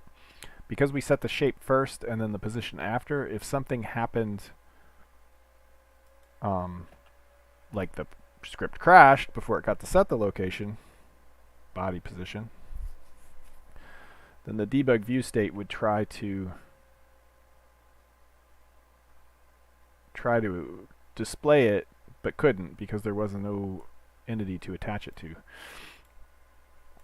or no positioned entity to attach it to. Okay, so let us put her back in the scene.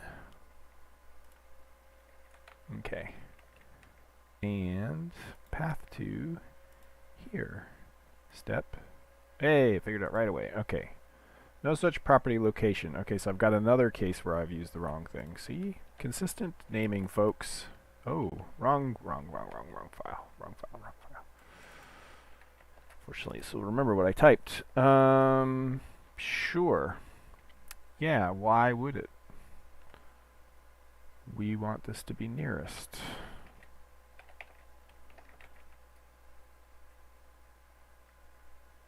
And we can just say entity here. I am starting to get really hungry, and my wife has just made her dinner, I think, and it smells delicious. I don't think she likes torturing me, but I can't promise that for sure. No such property ED. Okay, so 625. Accept, yes.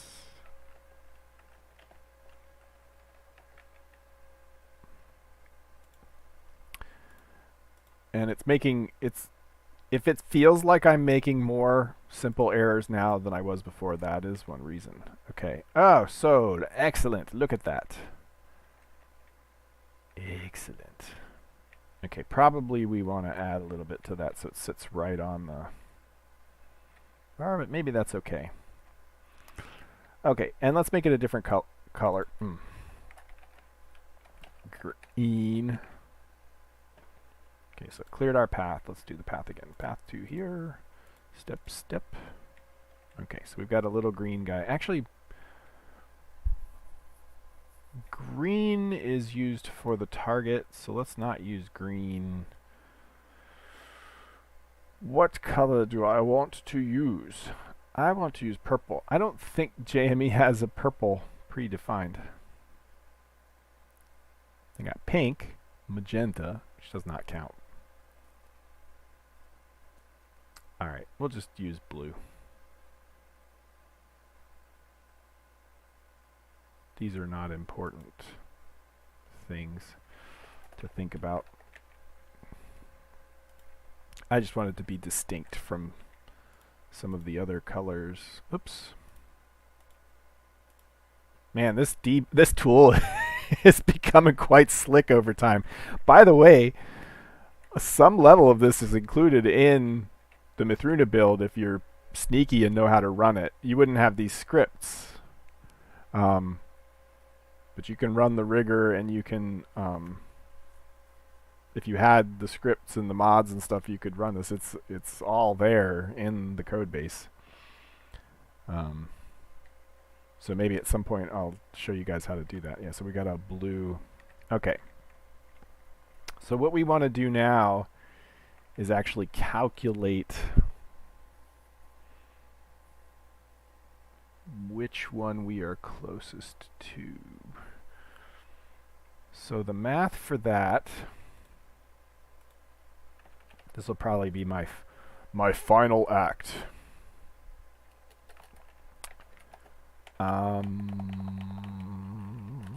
So let's do distance to segment. Vec3D, we'll call it loc. Vec3D end 1, Vec3D end 2. A lot of times I will cheat and use the existing effect. JMonkey Engine, I think, already has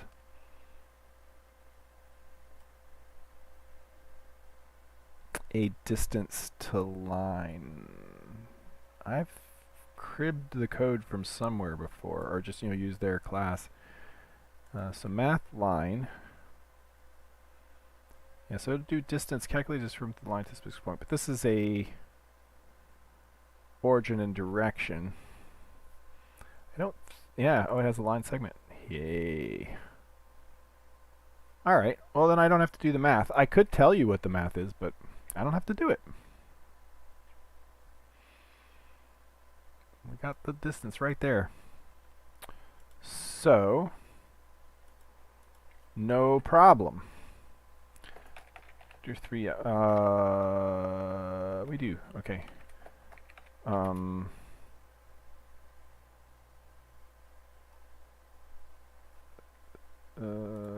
So this is in math. Yep. End 1, end 2. Okay. So we say line equals new line segment. And they want the start, which is end 1. And the 2 vector 3f. And it even... Nope, it's returning to that's not a big deal. Alright, return line distance loc to vector 3f. I think I have a line segment class as well in Mythruna code, because I prefer to do math in double than float. Alright, so we can calculate the distance to a segment, which means for now we'll do the dumb approach. Min dist equals double dot positive infinity. We'll go through I equals 1, I is less than path dot size. So it's 0 base, but we're going to use, we're going to do this, right? V1 equals path sub I minus 1, right? So 0, and then vec3d path sub I, right? And double D equals distance to segment, my location that I want to check, then V1, then V2, and if D is less than min distance, then, oh, this is why does it tell me the closest point?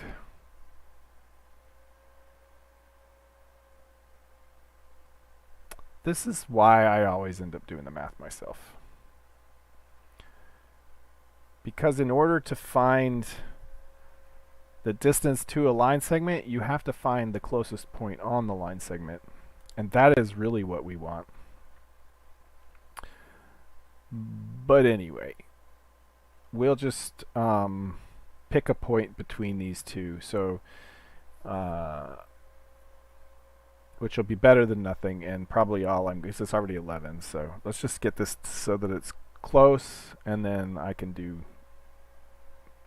explain what the math is, but I don't have to enter it today. So anyway, so if the d is less than distance, min dist equals d, and ec3d result equals, we'll just set it to start at the 0. Okay, so if the min distance is blah, blah, blah, that means we are closest to that line segment, and we will set result to be v1 dot add v2 dot mult 0.5. So basically halfway between v1 and v2, and then we will return results. Okay. So I will get this part working, then I will show step, step, step, step, step. Okay. So see, it's showing the midpoint of this second segment because that's what we're closest to. And then I'm going to walk over here, and we should see it update to whatever the closest line segment is, right? So I'm going to hit arrive, and we'll go like this. And yep, look, it's showing me closest segment. So it's showing me the closest section of the path, and they are all really short. So this is probably pretty close to what I would need, right? But really I want an accurate, I am here on this path, not just sort of here, right? And so the way you calculate roughly the distance between so say you've got a line segment here and some point out in space, right? Guess what we're going to use to figure it out? If you treat this like a vector, right? So you set some direction, you normalize. So this is like some distance. Let's say this is, 8 units long or whatever. And so we want to find out what the unit length 1 vector is. And then we'll calculate a relative vector to here. So this position, subtract this one. We'll get a relative vector here. And then if we take the dot product of this vector and this vector, we will get where this point projects to on this line, which, given that there's a right angle here, it would be, let's make it a dotted line. So we would get this distance. That's what the dot product will give us. And so if we had this vector v here, and we took v times this distance, we'll call it p for projection, right? We would get this point here. So then we can take this, and we know what the actual d, that's the distance that we're getting right now. But you see how when we had to calculate that d, we already had the point we wanted, which is the point on the line. I care about this only in the sense that I care about what's closest. And so what I really want is a function to say, give me the closest point on the line. And so if I was way up here, it's going to project out to the end, and I know, okay, well, this is the closest point. I got to cap it. And I would deal with the next line, and so on and so forth. So if I had a function that would tell me the point on that line that is closest to my current position, I could calculate the distance, but I could keep track of the point. And whichever one had the shortest distance, that is the one that I would plot on my thing.